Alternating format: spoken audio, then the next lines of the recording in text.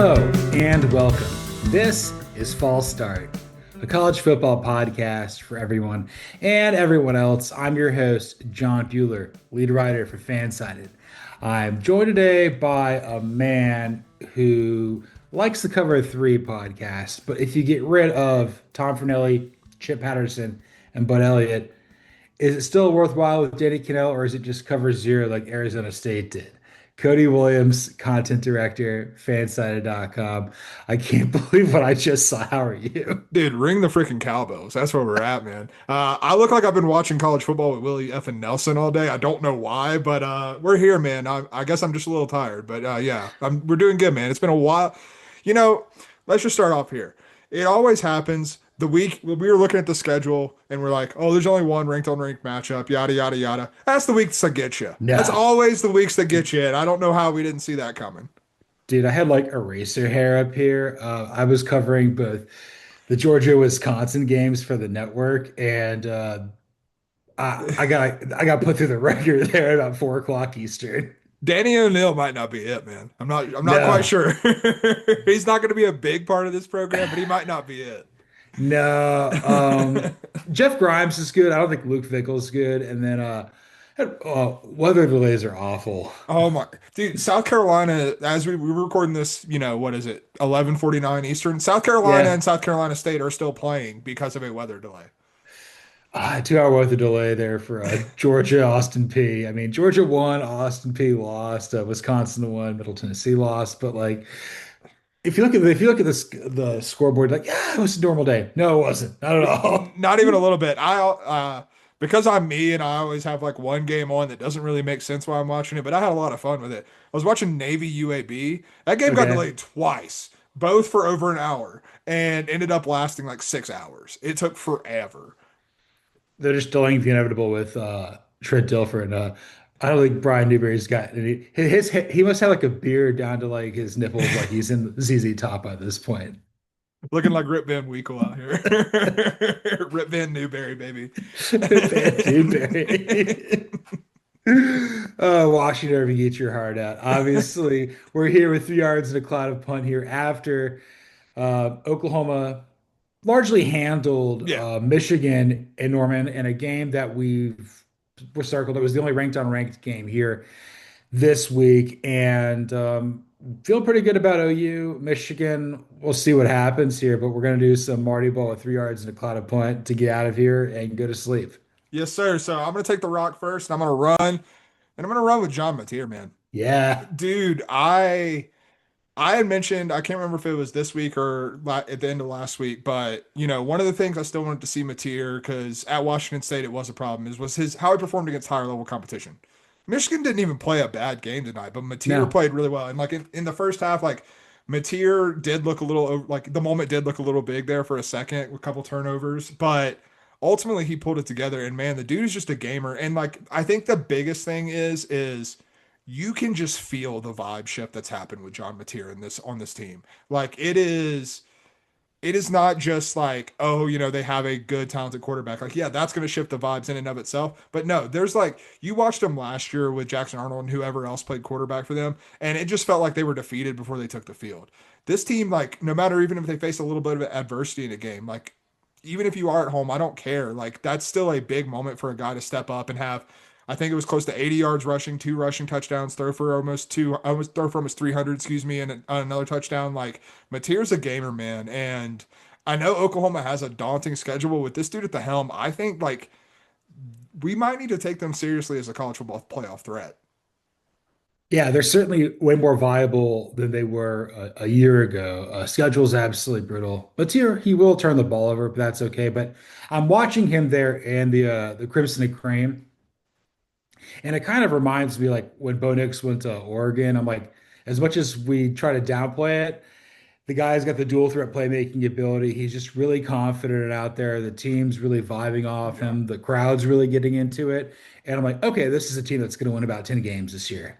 Yeah, no, 100%. And like, I think you also saw it on the defensive side of the ball. Like, that was the thing that killed me last year about Oklahoma is yes, the offense was obviously the problem, but because the offense was such a problem, Brent Venables and his defense weren't able to look like you would expect them to. Tonight they did, man. Like I understand Bryce Underwood is 18 years old playing on the road in Norman, which is not a great situation to be in if you're Michigan, with a coach who's about to, miss 2 games with a suspension. But like they made Bryce Underwood look normal. They made the Michigan offensive line, which I think is pretty damn good, look human. And one of the other things I noticed is like even with the athletes that Michigan still does have on the offensive side of the ball, man, Oklahoma looked a step faster the entire night on both sides of the ball. That's SEC speed for you. Even though Michigan has athletes, I mean, you're playing that tall grass up there in Yeah. in the Midwest and everything like that. But I guess kind of from like a coaching standpoint, like I saw Ben Arbuckle on the sidelines. He definitely looks like he's under 30. Yeah, It's kind he definitely does. It's of a little Doogie Howser energy going on in there, man. yeah, he does have some pain behind his eyes like you and I do. And Moore, would you like fries with that? That's right. When And life gives you lemons, man. make lemonade. But it's almost Sunday here in the East Coast, and no Chick-fil-A for you, brother. But I don't think Michigan played poorly, Mm-mm. but this is again is the consequence of starting an 18-year-old quarterback Mhm. at a traditional power on the road. Maybe if they played this game later on in the season, it could have been a little bit closer than the score indicated. But Michigan's gonna be okay. I think that they can certainly make some noise in the Big Ten, but I think Oklahoma just they clearly got the right quarterback here to Mhm. do whatever they want. Honestly, Mateer's probably been among the best quarterbacks in the SEC so far, consistent wise. Yeah, I mean he's got to be among the Heisman frontrunners to this point. Like I haven't seen too many individual performances that rival what he's done to this point. Like I mean, you look at Garrett Nussmeier had a good game last week in beating Clemson, but he didn't put up like huge numbers, particularly in the touchdown department. And then you only scored 20 points against Louisiana Tech today. So like, Cade Klubnik off the board just completely. Like, what are we doing? Arch Manning Yeah. off the board. What are we doing? Like, John Mateer's rising up the Heisman rankings pretty damn quickly. And I mean, Lenore Sellers hasn't been otherworldly the first two Yeah, games either. yeah, and also that that Virginia Tech win's looking a little more dubious. I don't know if you saw what our doors and the live dog did to Yeah. him, but good Ugh. lord. Yeah. I saw some stat there that said, with Lenore Sellers winning the second half like kickoff game, he's the first South Carolina quarterback to win in Atlanta since Ronnie Sunshine Bass. Oh my God. Shouts to Lenore Sellers, shouts to Sunshine, because that's been a while. That's been a hot minute. I know. I mean, Lenore The high Sellers. schools were just getting integrated when Ronnie Sunshine Bass played in South Carolina. I mean, there's like a non-zero chance that Lenore Sellers is related to Julius Campbell. Non-zero, absolutely. Yeah, it's the same thing. Just running, just carrying the team like Louis Lassik's mom, who weighs twice as much as he does. Left side. Strong side. Best sports movie of all time. I love So that good. movie. Absolutely great, man. And I'm gonna derail us for just a second. I'm please, sure watching college football today, you saw the ads for the Chad Powers series with Glenn yeah. Powell. Dude, I'm all in on it. I can't wait for it. It looks like the replacements almost. Like dude who missed his shot, like trying to get it back, and like I'm all in on it. So cannot wait for it. I mean, you were absolutely right on Ricky Stenicki, so I think you'll be right on this too. Dude, yeah, I mean, I'm a man of culture, a man of taste. Man of culture, man of taste, and we're all about moneyline material right Yes, now sir. at this point. Yeah, he might be the front runner for the Heisman right this instant, I think. Yeah, I mean, and let's be clear, we're 2 weeks into the season. Let's not get over our skis, but he has looked to this point like I would say the most optimistic version that you could have had coming into his first season in Oklahoma. I don't think he's shown anything that would be like the most optimistic version he was never going to be like Caleb Williams. He was never going to No, be like Baker Mayfield or something like that. But he was going to be someone that completely changed and reinvigorated the offense, and he has absolutely done that. And single-handedly, like I think the other thing we got to talk about, they haven't really been able to run the ball with Jaden Zackott so far. no, that's been a little tough. I mean, he had two more letters in his last name than carries in week one. Yeah, yeah. So not exactly what you're looking for. Nah, not exactly what you're looking for, but on the note of Jaden Zackott, I'm gonna run with the second topic here.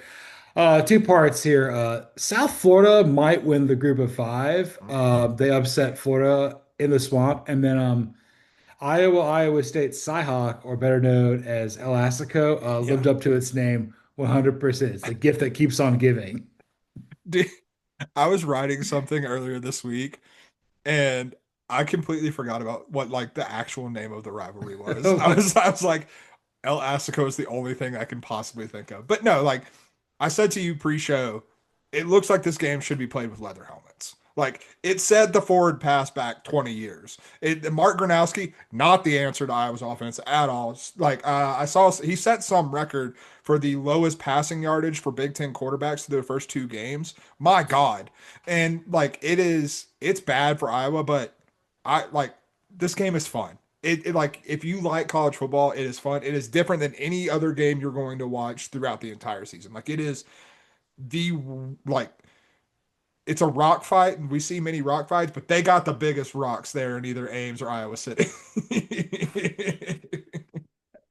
I might be wrong in this, but like prior to the Big 12 going to 10 teams initially and playing a round robin, this was probably played during Thanksgiving instead of a Mhm. cornucopia.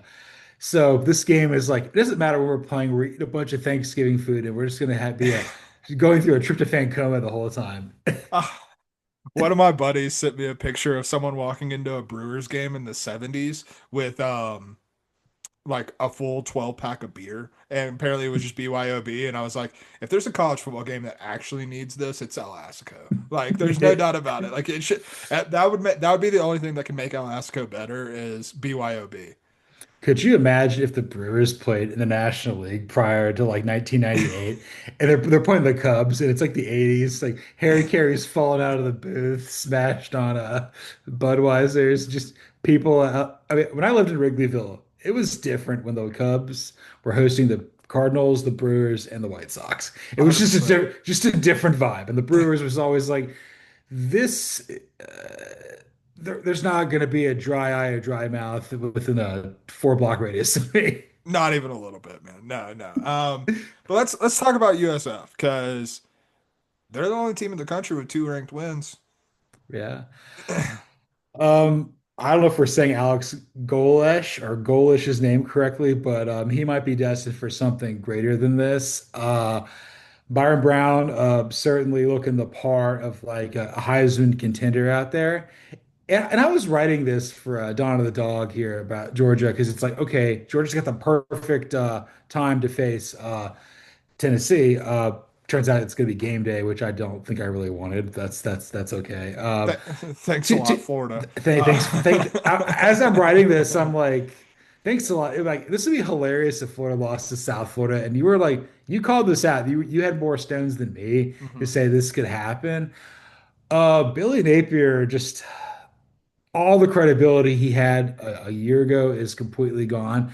And again, I wasn't probably watching this game as closely as you were, but like it just seemed as though like South that they anytime you play like a low scoring game with South Florida the last couple of years, like they're right in it. They're never Mhm. going to score a lot of points. I don't know why that is the case, given it's an offensive minded coach. But I thought Florida would put up a lot more points than just like what the 16 or so that they scored today. No, I think the South Florida defense has improved from even where it was a year ago, or especially 2 years ago. Like 2 years ago, they were all offense, no, not stopping a damn bit of anybody. And now we've reached a point where this defense. I mean, you think about what they've done. You held Boise State to 7 points. Who Boise State came out today? I can't. Remember, I'm totally blanking on who Boise State played today. But Boise State came out and hung 40 on whoever they played today, and that's a team that South Florida just held to 7 points. And then you held Florida to 16 points. Like that's not nothing. That's something that's legit. And also, like I do like on the Florida side of this equation, let's be very clear. Like this was the perfect storm for Florida to lose this game. Look Yeah. ahead spot where you're going to play LSU next week. So like obviously a very big game for your SEC hopes and your potentially your college football playoff hopes as well.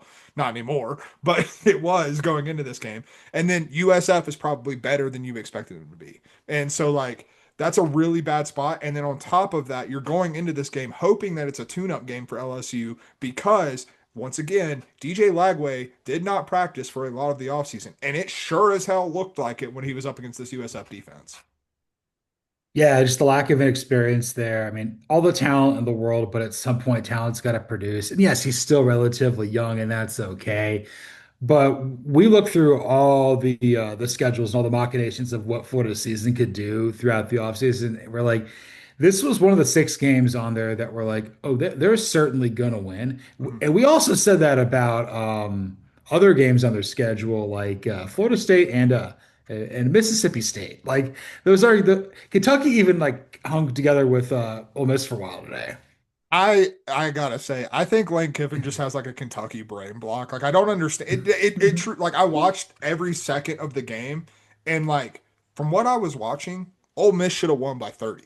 Like I don't understand what happens when Lane gets in front of Kentucky and Mark Stoops. It like it blows my mind. I don't understand it, but hey, shouts to them getting the win, and also shouts to Lane for commiserating with everyone that he blew the cover with a late field goal that he allowed.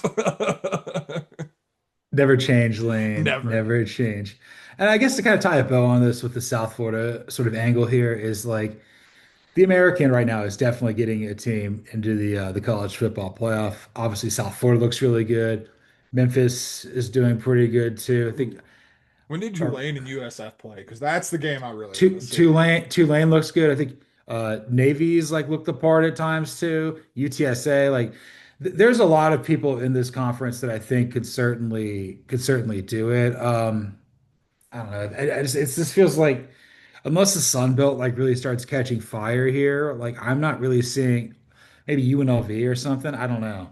Yeah, I mean UNLV just beat UCLA, so there's That that. is that is a sad bag of crap there in Westwood. Yeah, not great. Nico might not be good. Also, just finding out this is a bummer, but also could be fun if we get it in the American Championship game. Tulane and USF do not play in the regular season, so that could be a hell of a lot of fun.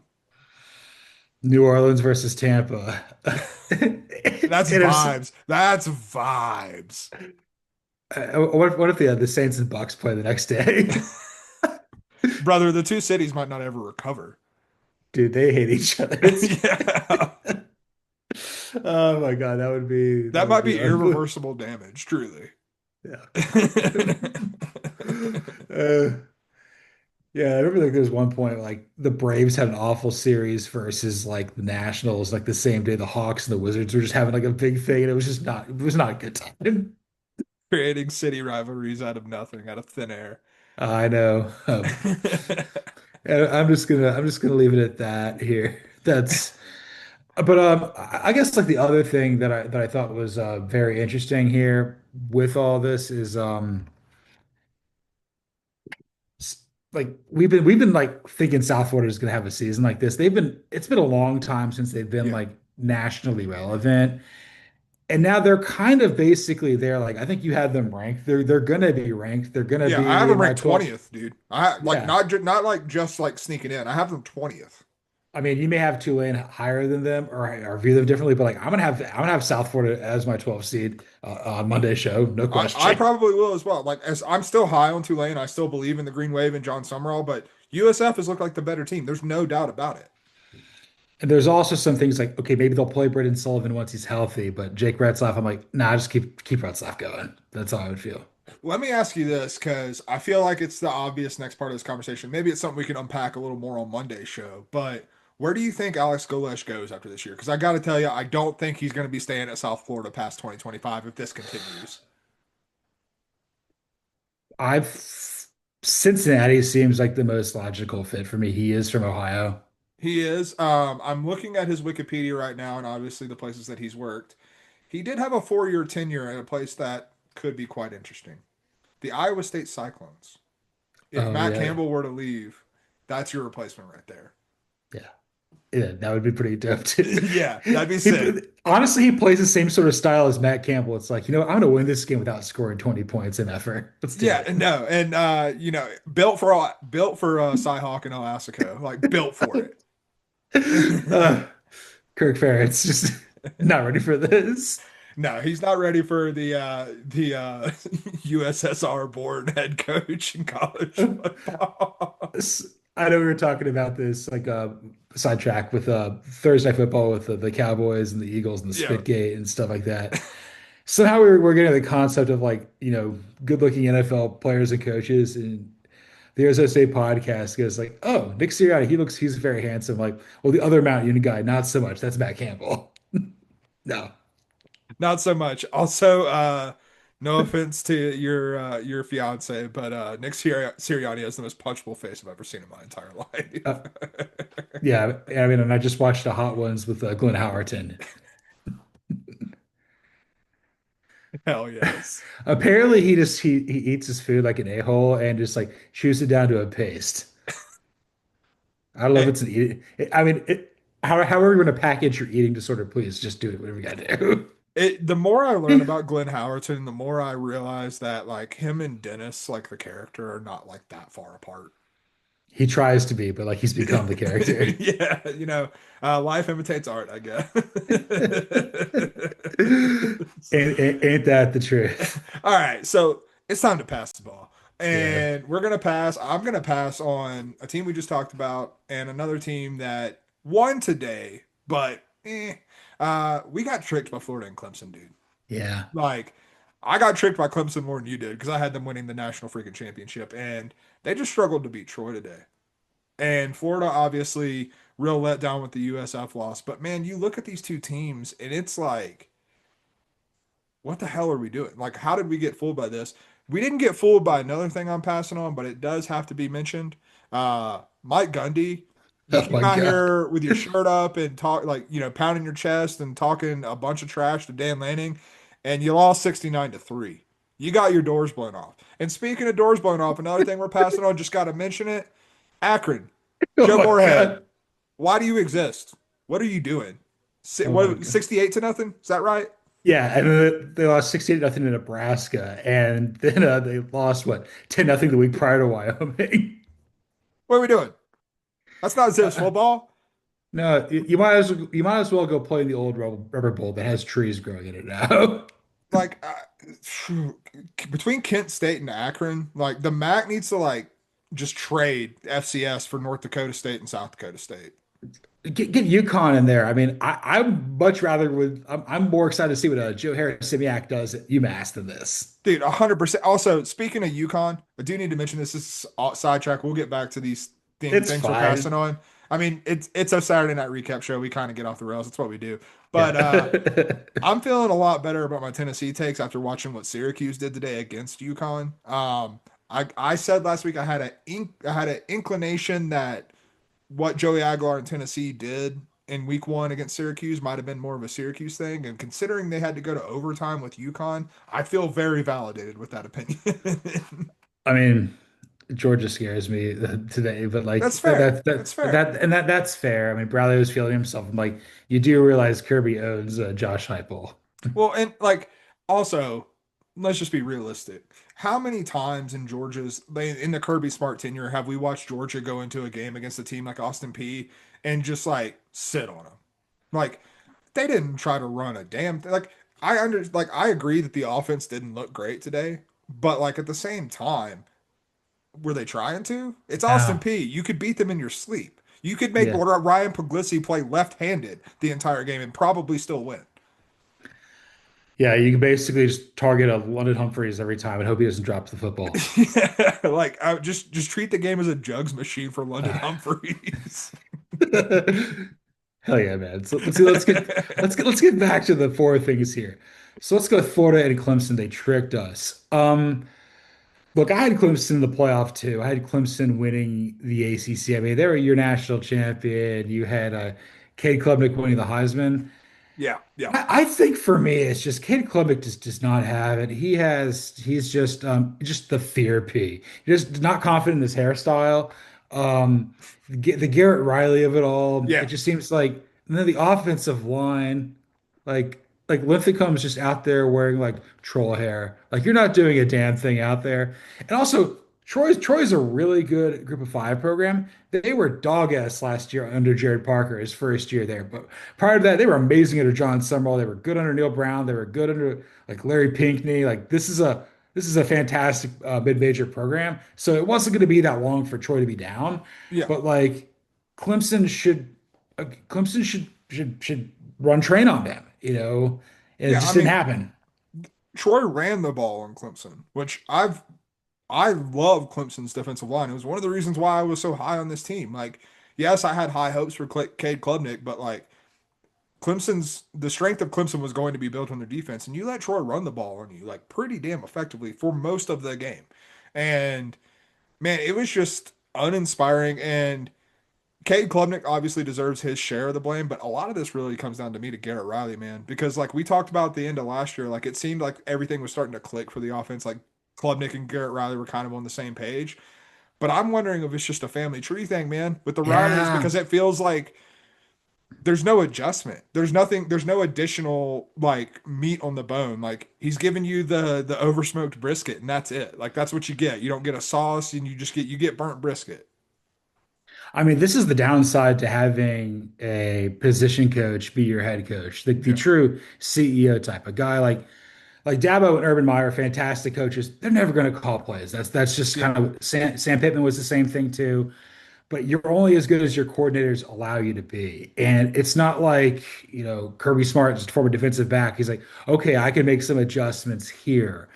Or I'm trying to think who else, like offensive minded coach, like Josh Heupel could draw something up and figure it out. Like there's Right. no, I just feel like with the air raid of it all, the offshoot of it, it just feels like it runs counter to what Clemson needs to do, which is basically be an SEC type of team playing an ACC schedule. But you're going finesse with all this, and then I think it gets in your head.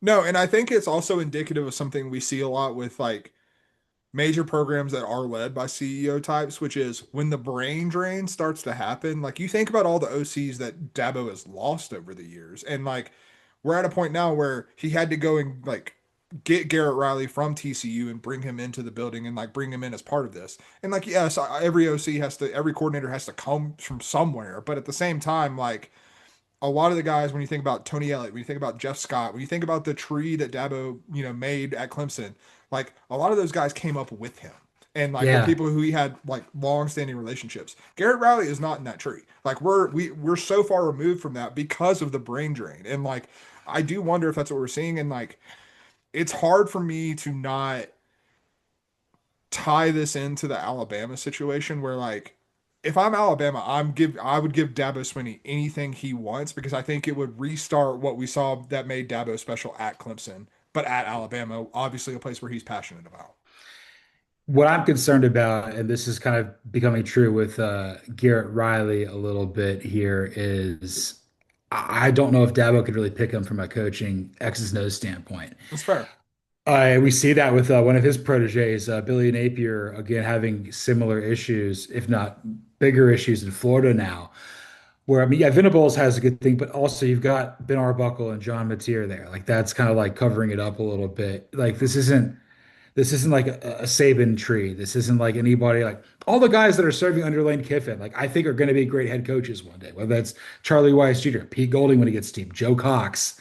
Yeah. There's somebody else as well that I'm completely blanking on. But like, I don't know. You're right there. The brain drain of it all seems to be hurting Clemson a lot more than we probably anticipated. Yeah, no, 100%. And like we were very high on the Tom Allen hire, but like I don't know, man. Doesn't seem like it's like working to perfection at this current state. No, no, I mean like And I mean, like that could that like one of the things that we aren't privy to as fans watching from the outside, but like we're not privy like that could just be a bad fit. Like he yeah. doesn't vibe with Dabo, and like maybe it's as simple as that. I mean, I think he's just trying to become a head coach again, and I don't think Yeah, it's going to happen this year. So, yeah, he might be a coordinator somewhere else if Clemson's season keeps heading like this. yeah. I guess let's ask something about Florida real quick, and then let's move Yeah. on to the two other programs that are not doing so hot. I think with Florida, like this is why I don't want to crown people prematurely. Like, Hmm. and tough schedule. They got to play so many other incredible teams, and it's all like, but DJ Lagway, but that was always like the answer to everything. I'm like, Hmm. that can't be your answer to everything. That's like Jadeveon Clowney back then. Well, he's just so clowny. He just does this. Like, what does he actually effing do? He Right. doesn't. He hits a Michigan player. Like people do that. People do that today. This is football. A lot of guys from Oklahoma did that today for sure. I'm just like with Florida, it's always felt like it was like a paper tiger, Mhm. like a house of cards in some ways, and it's just amazing all the good equity that Billy Napier built up is kind of gone. No, and so my thing, like I was higher on Florida coming into the season than you, but I will also I'll give myself a little bit of credit. Like I wasn't a full believer. You know what I mean? Like I wasn't like, oh, Florida's for sure making the college football playoff, this, that, and the other. Like, but what I always said was I think Florida's roster is extremely talented. They just needed DJ Lagway to click. They needed it to work, like pretty quickly, and that's a lot of pressure to put on the kid. Like, there's no doubt about that. And like I, Florida is going to be one of the most. I think when I'm looking at Florida, like they're no longer like talking about them as a college football playoff contender. That's out the window. Like that, Yeah, that's they gone. are not that. And I think what we saw today, though, is indicative of what we can expect from Florida, which I think they're going to be the most infuriating, maddening team in the entire country because you're going to have a game like this. And I also wouldn't be shocked if they beat LSU next week because I think like it's just going to be wild swings and variation with what version of this team you are going to get week to week. Yeah, like I could see them beating Texas or Georgia potentially. We haven't Yeah, seen the best games out of the Longhorns or Dogs yet, but this team could lose to Kentucky. Like right, it's exactly. Like it like I think they're just going to be in like infuriating and at the end of the day that comes down to Billy Napier. That's coaching to me. Like when you're talking about that level of inconsistency where the swings are so wild and the variance is so wide. It's one of the reasons why I was so why well frankly, one of the reasons why I'm still so dubious of Kalen DeBoer at Alabama is we've seen them. Yes, you beat Georgia last year. You also lost to Vanderbilt in last year's Oklahoma. Like those wild swings are the things that I can't accept at the highest levels of college football. And to me, it all comes down on the coaching and how you're running your culture and how you're running your program. and we'll get to that here in a second. Like some of the other teams who didn't like, impress, like the game plan was vanilla. Like what do you expect? You're not gonna empty the chamber here. But I don't know if we can call whatever's going on in Stillwater or Akron coaching. That is I don't see. There's no way Joe Moorhead makes it out of the season. No, God, It, no. it's like that. Akron's the worst team in FBS right now. Like they're worse than Middle Tennessee, who actually played with a lot of heart initially versus Wisconsin, but didn't have the players. I mean, it's Akron and Kent State, like I said earlier. Like Yeah, it's the MAC All Stars right now, and the not really All Stars, the opposite, but you know. yeah, and then Oklahoma State, like I it's will give Oklahoma State one like smidgen of credit.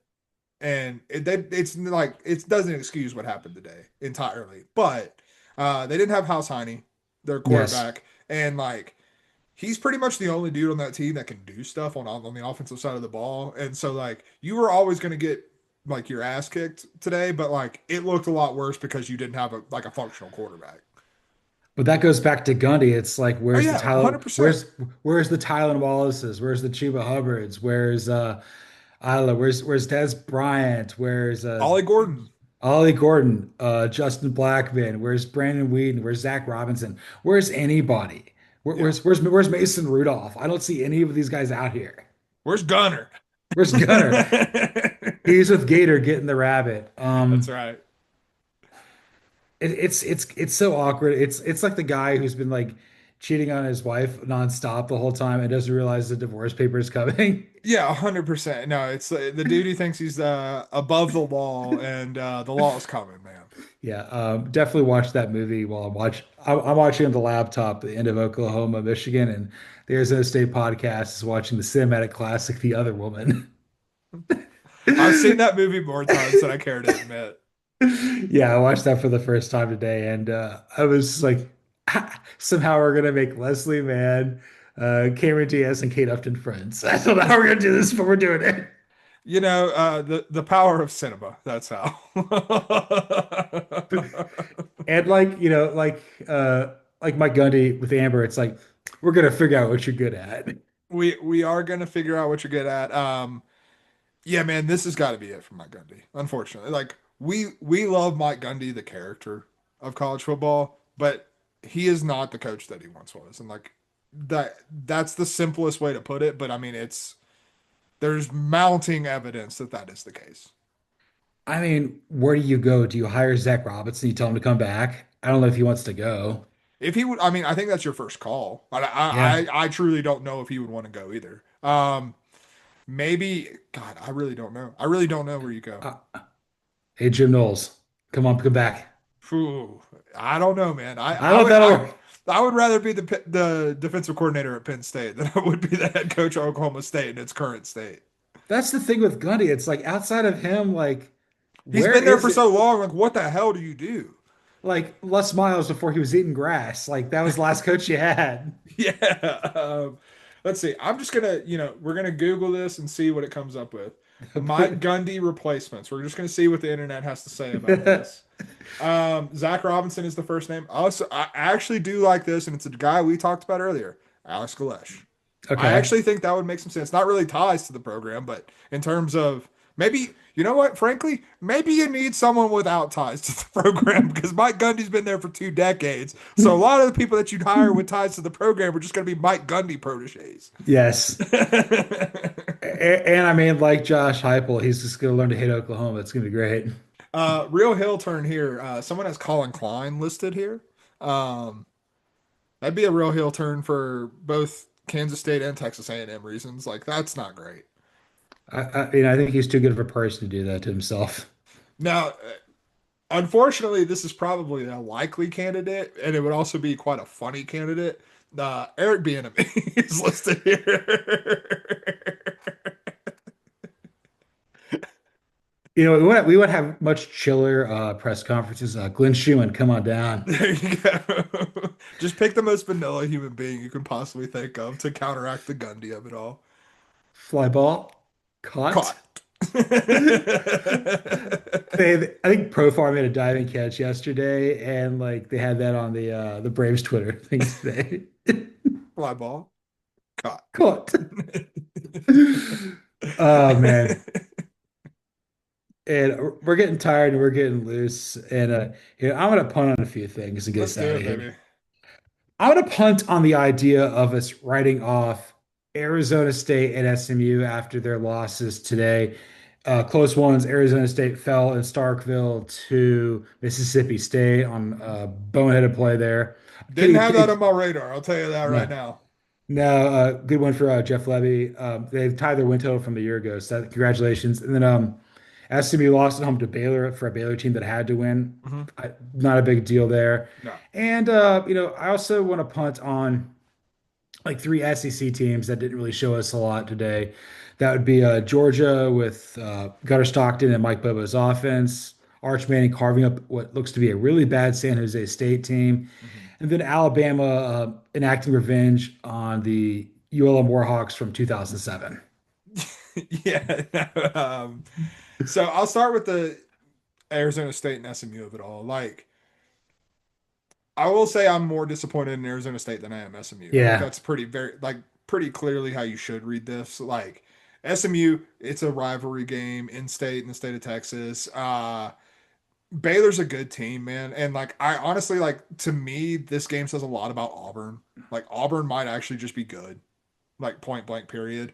And Baylor fought, man. Baylor was on the road yeah, Baylor was on the road and they fell behind multiple times in that game and kept clawing back and then got us double overtime and came up with a big stop and then kicked the game winning field goal, man. And, Sawyer Robertson, I talked about individual performances with John Mateer. If Baylor was 2-0, Sawyer Robertson's name would be in that conversation as well. He's played phenomenally in both games. But I don't think, like, when you look at the ACC, when you look at Clemson, outside of Miami, SMU is still very much in the mix, man. Like, there's no reason to write them off. And the same with Arizona State in the Big 12. Outside of Iowa State and Utah, what the hell have we seen from the Big 12 and like that really makes you a full-on believer? Because while we might be giving Baylor credit for this, you still lost at home to Auburn.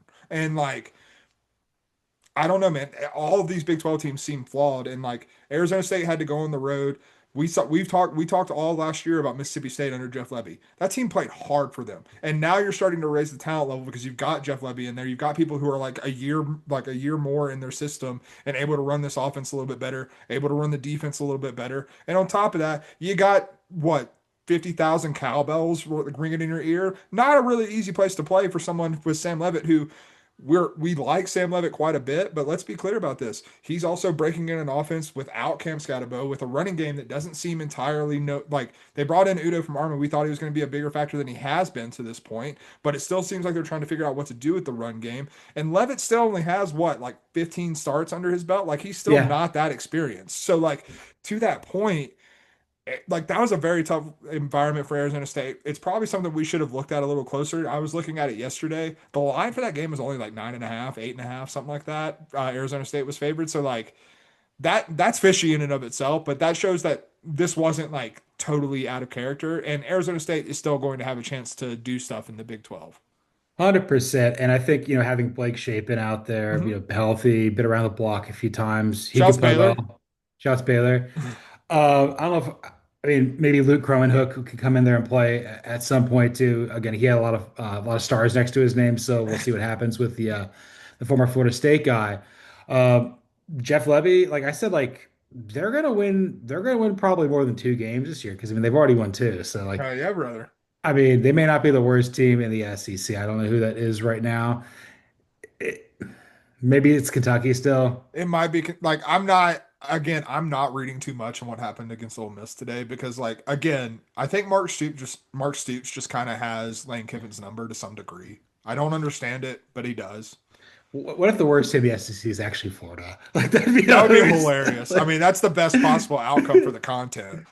100% here. I don't know if you saw this, like in the lead up to the game.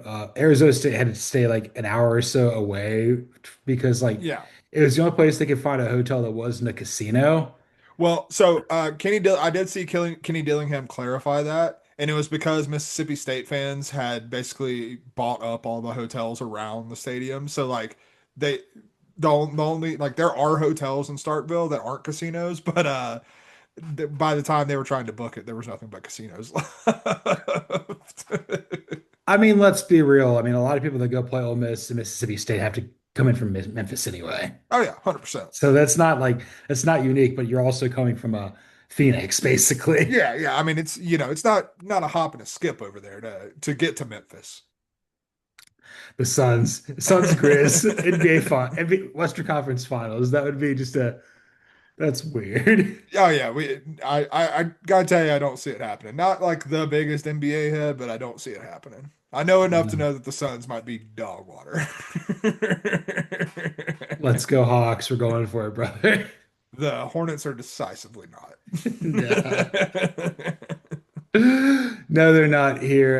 And then I think I'll probably just finish up with the stuff about the SEC Yeah, stuff. So again, following along with the Georgia game here with Bobo and Stockton. Not a good day for Gunner Stockton. Really, like my biggest thing was like he took it. He was like a lot of like one read, tuck it and run. Very Justin Fields of him. I did not like seeing that. There were a lot of plays out there. It's like, oh, let's throw it to London Humphreys. I'm like, well, he's gonna drop it. So like, what are we gonna do here? Weather was a factor. Basically, there was a 2 hour rain delay after halftime. Nobody was throwing the ball down the field deep or anything like that. Nate Frazier fumbled, but like he's like he bounced back and played like a star running back would it in the SEC. But Bobo was just getting Bobo and Luke Fickle were just getting destroyed alive today on X, and I think like Fickle might have been more deserved, whereas yeah. Bobo is like Stacey Searles. That's one of our crossovers. Ain't no good as an line coach. No, no. The Georgia offensive line does have me a little worried against Tennessee because I think Tennessee's defense is still pretty stout. Yeah, So that's definitely a matchup I'll be watching next week. But like again, I'll say it again. Like it was as vanilla as could be, man. Like and like you talk about the one read stuff, that felt so by design. And like not as a gunner can't handle more than that, in a more of a way of yeah, we're gonna beat Austin P no matter what happens here. So like why would we put a damn thing on tape for the balls? 100%. Kind of the same sort of thing there at Tuscaloosa. Ty Simpson, the Crimson Tide offense played better, but it's like again, why do we want to put this out there and give Wisconsin more of a hope thing that they could pull off an upset? Yeah, I mean I'm as as many questions as I have about Alabama, I don't know if that's one that I have if they're going to be able to beat Wisconsin. I think they'll be okay. I think they probably will be too.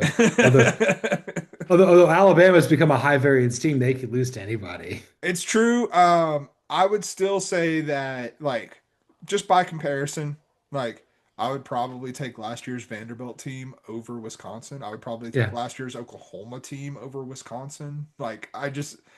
I think there's levels to this. And, like, to be clear, like, Florida State didn't play anybody today, but they beat the dog piss out of who was it? Was it East Texas A&M that they played today? Or Yeah. yeah, like they hung 77 on them, and like four different quarterbacks played. It didn't matter who it was. Like Gus is in his bag. I Gus is love all the way in his bag. I don't know if you saw this like the NCAA division chat.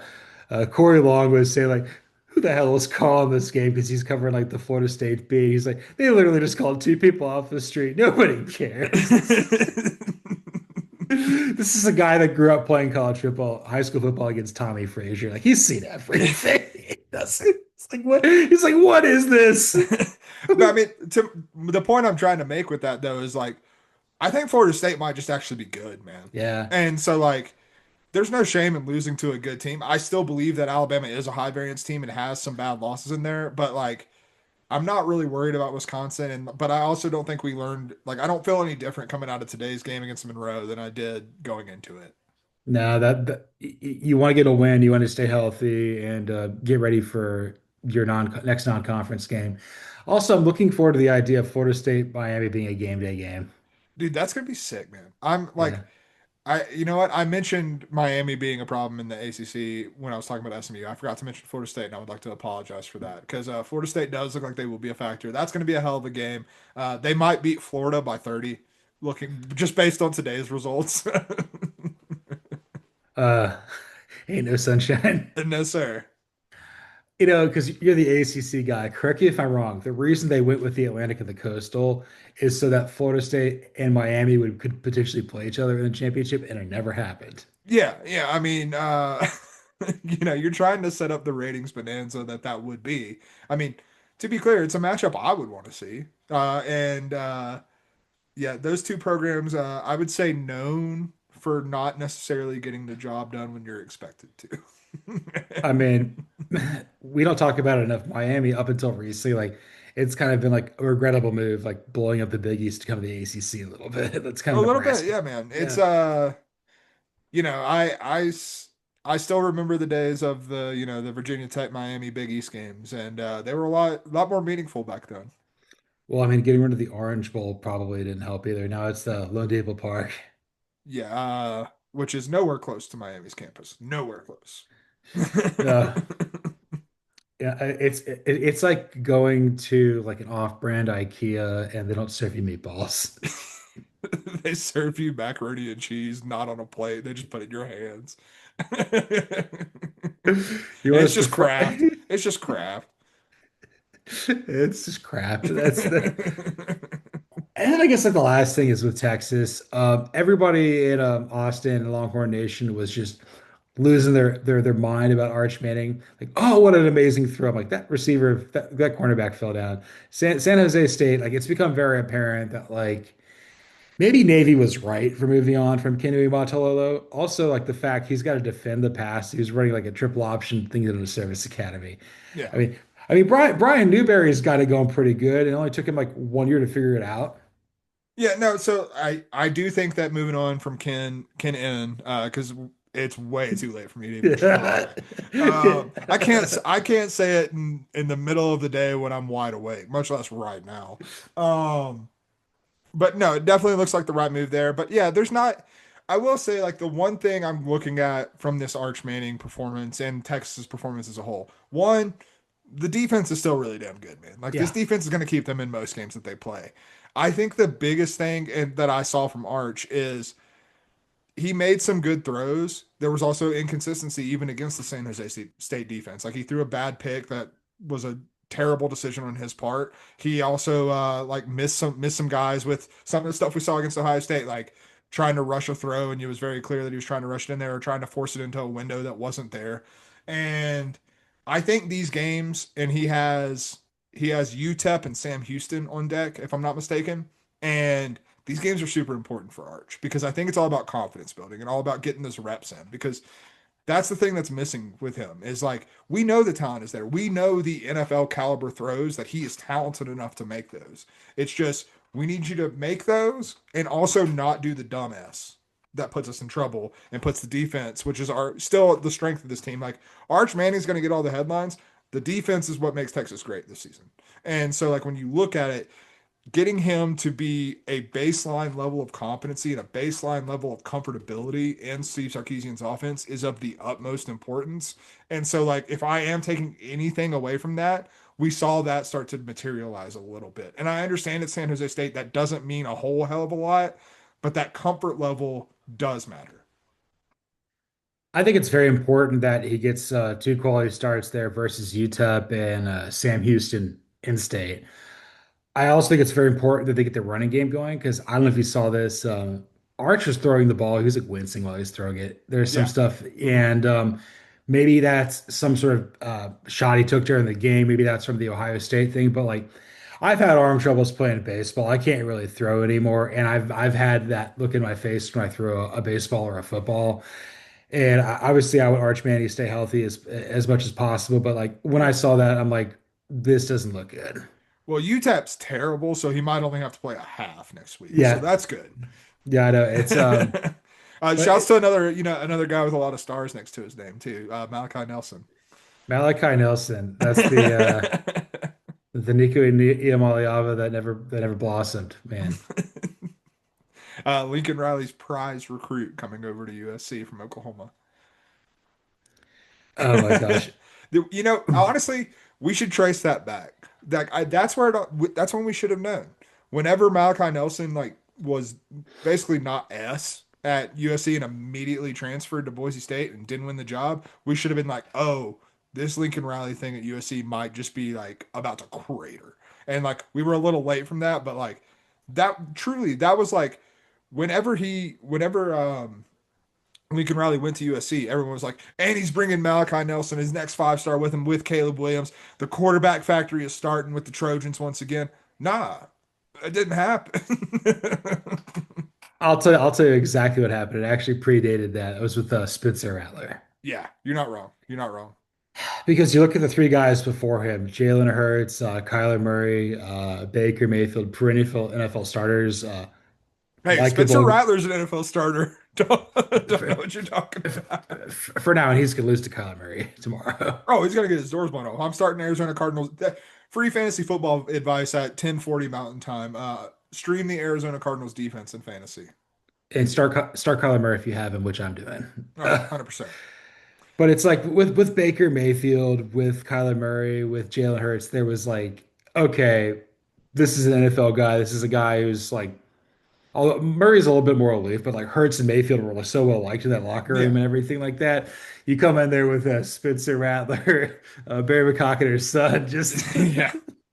And like the thing about Murray that also like if you want to differentiate him from Rattler is like Murray may not have been like the cult of personality in the way that, his some of his predecessors were, but at the same time like he was also prodigiously talented. Like was just yes. unbelievable to watch play football. And you watch Spencer Rattler and it was like, yeah, that's a quarterback for sure. And like that's all you had. And with Murray, he's like, yeah, I'm gonna play at some point. This guy ahead of me, Baker is really good. I'm gonna learn from him. He wasn't stupid. It's like No, and like I think one of the things I think gets lost just because like most of the time, like when people talk about Kyler Murray, like they're talking about his size or like the fact that his running style looks like a toddler trying to run away from his parents, things of that nature.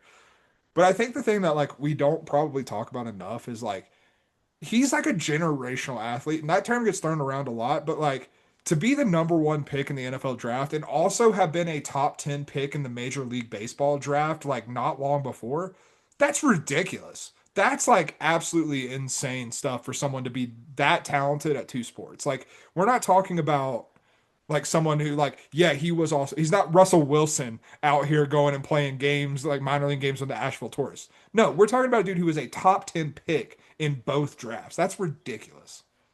It's like Bo Jackson stuff. Yeah, exactly. Like that, like But that's why I don't feel bad using the term generational because like you don't see that. That's not a normal thing. no, and you don't see what his Uncle Calvin saw in the batter's box when Randy Johnson threw that baseball hit that dove. I think about that at least once a day. Now he's a photographer. Have you seen his photography logo? It's dead. It's a dove. Yeah, it's the dead bird. Yeah. It's the best thing in the world. I love it so much. And I wish he sold merch. I would buy I think it's it. hilarious. Like, when they're doing the Cooperstown inductions, they just give Randy Johnson and Ken Griffey Jr. just cameras and just say, go shoot, because they're Oh yeah. professional photographers now. Like Ken Griffey's and Randy Johnson's pictures of each row, just spot on. Although Randy Johnson's is from up here. You know who was a photographer at the Brazil NFL game on Friday night, right? Yeah. Beast mode, baby. Marshawn Lynch was out there with a camera. And at one point, Omarion Hampton ran out of bounds to stop the clock when he probably should have gone down and let it keep running. And he ran out of bounds next to Marshawn Lynch. And Marshawn Lynch was like, "Oh, you got to stay in bounds there, kid." As if I needed another reminder that Marshawn Lynch is just better than me in every facet of life. It's really unfortunate. He's smarter than me. He makes more money than me. He's probably a better artist than me. He's a minority over the Seattle Kraken. Like, he's charitable. Yeah, I was about to say he's a philanthropist. Like he's just Marshawn Lynch winning at life. That's really all there is to it. And I don't know if we're winning at life, but this was 3 yards in the cloud of punt here on false start after week We're two. winning at something. I don't know what it is, but We're still here that's right. for like a few more minutes, but you can follow me, John Buhler, on Twitter or the X at Buhler118. You can follow Cody Williams at the Sizzle20. You can follow the show at CFB False Start. Like, rate, listen, subscribe, review on Apple, Spotify, YouTube, anywhere there's podcasts. Give us a 5-star review. That's going to be really big, really helpful. We're going to be doing this again next week. It was going to be after Florida LSU, but no, it's going to be Texas A&M and Notre Dame. Yes, sir. I'm gonna derail us one more time in the late hours of the Please. night. So anyone who's ever noticed, I always have a silicone wedding ring on. I had a real wedding ring for a little bit, and I took it off because we were going rock climbing one day. And after we went rock climbing, Natalie, the NC State podcast, she was like, I need to go get my car washed. And I was like, okay, we'll go through the car wash. I was like, you want to vacuum it? She goes, yeah, we probably need to vacuum it. Vacuumed up my wedding ring, which was not cheap. And have not replaced it yet. So if you're ever wondering why I'm always wearing a silicone ring, that's why. That's yeah. It Also, since happens. since you're set to be married sometime in the very near future, word of advice: don't do that. No. No. We don't vacuum our cars. We just get new cars in this relationship. We had like okay, my birthday is on Thursday. We're gonna have an awesome show, and Oh yeah, we're gonna do JLN. Okay, we're going Antonio. We've decided we're going to Berkeley for Minnesota Cal. We got to see obviously, JKS, obviously. Justin Wilcox, and also it's my birthday. We're gonna be doing all 13 songs from American Idiot because why the hell You're not? damn right we are. Uh, are we the waiting? Are you the waiting? I don't know. It's false start.